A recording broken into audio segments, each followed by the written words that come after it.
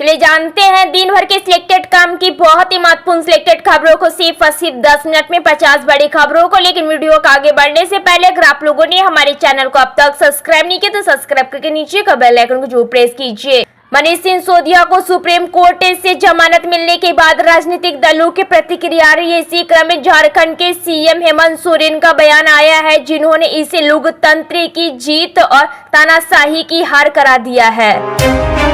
Samajwadi party के प्रमुख अखिलेश यादव ने लखनऊ के बयान दिल्ली का सियासी अखाड़ा भले ही अपने लिए चुन लिया हो, लेकिन फोकस उत्तर प्रदेश के समीकरण को साधने का है। यूपी में 37 लोकसभा सीटों के साथ सपा के सबसे बड़े पार्टी बनने के बाद अखिलेश अब अपने मुस्लिम वोट बैंक को लेकर किसी तरह का कोई भी रिस्क लेने के मूड में नहीं है। मानसून सत्र के दौरान एक बार फिर से संसद की कार्रवाई शुरू हो गई है, लेकिन एक बार फिर से जया बच्चन को लेकर राज्यसभा में बवाल हो गया है। दरअसल घनश्याम तिवारी ने एलओपी पर कुछ दिन पहले असंसदीय टिप्पणी की थी, जिस पर विपक्ष की तरफ से नोटिस दिया गया था। विपक्ष से आज उस मुद्दे को उठाया था। इसी दौरान जया बच्चन पर टिप्पणी चेयरमैन ने की, जिसके बाद विपक्षी सांसदों ने वॉकआउट किया। मनीष सिसोदिया को शराब घोटाले धन संशोधन के मामले में जमानत मिल गई है। अगर सब कुछ ठीक ठाक रहा तो आज शाम को ही जेल से बाहर आ जाएंगे। आम आदमी पार्टी से अपनी बड़ी जीत बता रही है। भारतीय विदेश मंत्री जयशंकर ने शुक्रवार को कहा कि सरकार अभी भी रूस सेना में भर्ती 69 भारतीयों की रिहाई का इंतजार कर रही है। जयशंकर ने बताया कि कई मामलों में ऐसे संकेत मिले हैं कि भारतीय नागरिकों को रूस की सेना में भर्ती होने के लिए गुमराह किया गया था। पेरिस ओलंपिक 2024 में भारतीय हॉकी टीम ने गुरुवार को काया से पदक जीतकर इतिहास रचने का काम किया है। गोल्ड मेडल से चूंकि भारतीय हॉकी टीम ने गुरुवार को शानदार प्रदर्शन कर भारत के लिए कांस्य पदक जीता। भारतीय हॉकी टीम की इस शानदार के बाद चारों तरफ से टीम की बधाई दी जा रही है। वहीं पंजाब के मुख्यमंत्री भगवंत मान ने भी भारतीय हॉकी टीम इतिहास रचने के लिए बधाई दी है। इसके साथ ही उन्होंने ऐलान किया है कि पंजाबी खिलाड़ियों को 1 करोड़ रुपए के नगद पुरस्कार से सम्मानित किया जाएगा। आम आदमी पार्टी के नेता स्वाति मालीवाल ने राज्यसभा में यमुना के प्रदूषण का मुद्दा संसद में उठाया है। दिल्ली सरकार पर सवाल उठाया स्वाति मालीवाल को अब विपक्षी बीजेपी का समर्थन मिल रहा है। स्वाति ने राज्यसभा में कहा कि यमुना मां वेंटिलेटर पर है। सुप्रीम कोर्ट ने मुंबई में 2 कॉलेज में हिजाब पर लगे प्रतिबंध को लेकर फैसला सुनाया। कोर्ट ने मुंबई के प्राइवेट कॉलेज में हिजाब, नकाब, स्टॉल कैप पहनने पर लगी रोक को हटा दी है। सुप्रीम कोर्ट ने कॉलेज में लगी रोक को हटाने का आदेश दिया है। हालांकि कॉलेज में बुर्का पहनने को लेकर रोक जारी रहेगी। सुप्रीम कोर्ट के साथ ही इस मामले में नोटिस भी जारी किया गया है। मामले की अगली सुनवाई 18 नवंबर के बाद होगी।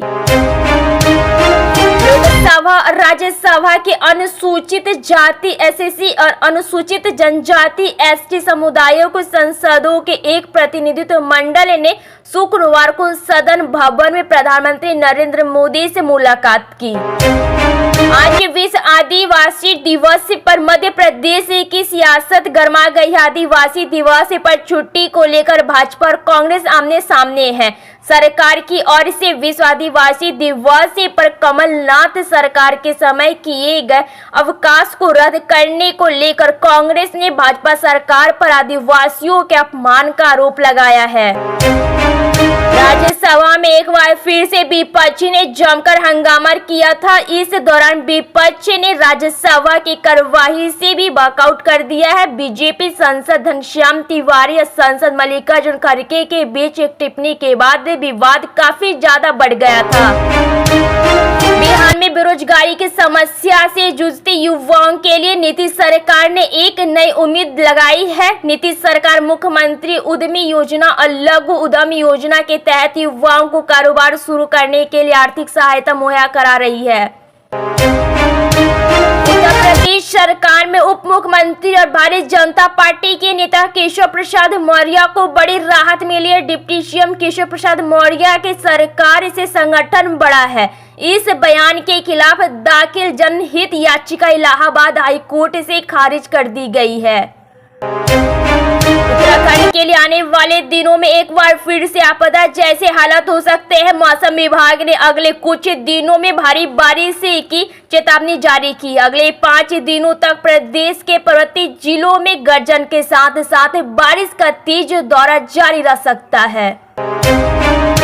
प्रधानमंत्री नरेंद्र मोदी ने शुक्रवार को भारतीय जनता पार्टी के सांसदों से मुलाकात की। जानकारों का दावा है कि इस मुलाकात में सुप्रीम कोर्ट के हालिया फैसले का मुद्दा उठा। अब इस पर समाजवादी पार्टी ने प्रतिक्रिया दी। उत्तर प्रदेश स्थित फौजाबाद से सांसद अवधेश प्रसाद ने कहा, SC/ST आरक्षण में क्रीमी लेयर नहीं। उन्होंने कहा कि संविधान में क्रीमी लेयर का प्रावधान नहीं, लेकिन मोदी जी की बातों का क्या भरोसा। जेडीयू के सांसद गिरिधारी यादव ने कानूनी मंत्री अर्जुन राम मेघवाला से सवाल किया है कि क्या भागलपुर और बिहार के किसी अन्य जिले में उच्च न्यायालय पीठ की स्थापना का विचार है। इसे पर केंद्रीय मंत्री ने जवाब दिया। हालांकि केंद्रीय मंत्री के जवाब से राज्य सांसद मीसा भारती संतुष्ट नहीं है। उन्होंने नीतीश कुमार से अपील की है कि वो मोदी सरकार से समर्थन वापस ले ले।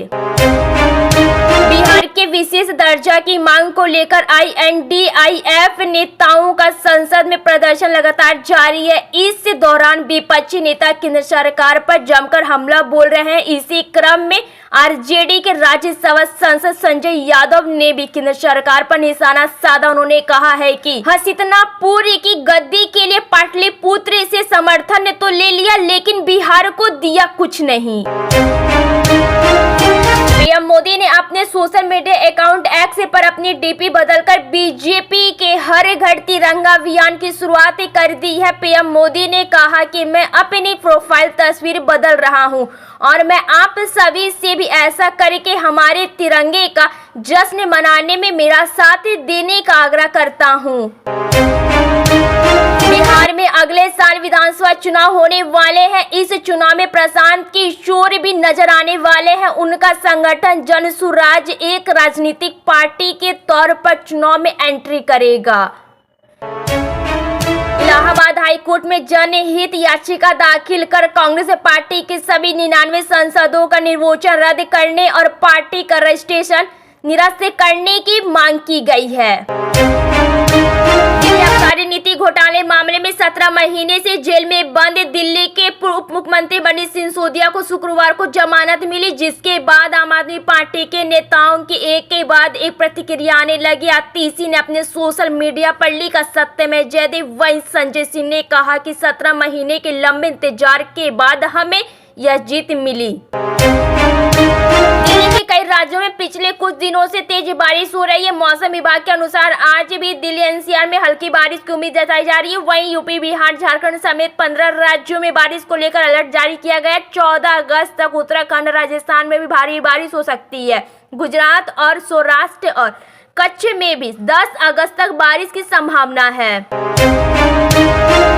शराब नीति केस में आप नेता मनीष सिसोदिया को शुक्रवार को जमानत मिलने पर मंत्री आतिशी एक कार्यक्रम में बोलते हुए फूट फूट कर रो पड़े। आतिशी ने कहा, दिल्ली की शिक्षा क्रांति के जनक मनीष सिसोदिया को झूठे केस में फंसाकर 17 महीने तक जेल में रखा गया। आज शिक्षा, सच्चाई और दिल्ली के बच्चों की जीत हुई। मंत्री किरण रिजिजू ने लोकसभा में वक्फ संशोधन विधेयक 2024 को लेकर कहा, इस विधेयक से किसी भी धार्मिक संस्था की स्वतंत्रता में कोई भी हस्तक्षेप नहीं होगा। उन्होंने कहा, किसी के अधिकार छीनने की बात तो भूली जाइए। यह विधेयक उन लोगों को अधिकार देने के लिए लाया गया है जिन्हें कभी अधिकार नहीं मिले।